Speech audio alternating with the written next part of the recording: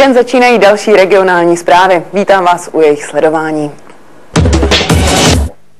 V sobotu 1. prosince se uskutečnil 4. ročník závodu v lezení na umělé stěně pro děti a mládež. Letos pořadatelé ze Vsetínského sportovního klubu při základní škole Luh připravili závod pro pokročilé lezce a pozvali několik regionálních klubů a oddílů ke srovnání výkonnosti svých svěřenců.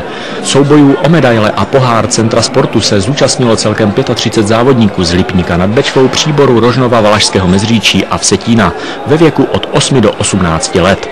Závodníci po 2 kvalifikačních cestách pokračovali ve 2 skupinách a přes semifinále se ti nejlepší probojovali až do finálové části. V samotném závěru finále nejstarší chlapecké kategorie došlo ke shodě výsledků a o celkovém vítězi rozhodla za bouřlivé atmosféry až 5. cesta.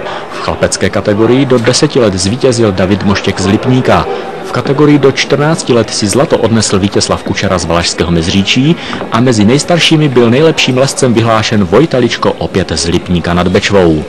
Mezi nejmladšími dívkami byla první Tereza Pomajová z Příbora. Kategorii 11 až 14 letých vyhrála Lenka Meluzínová ze Vsetína a v kategorii do 18 let získala zlato Barbora Hinková z Valašského Mezříčí.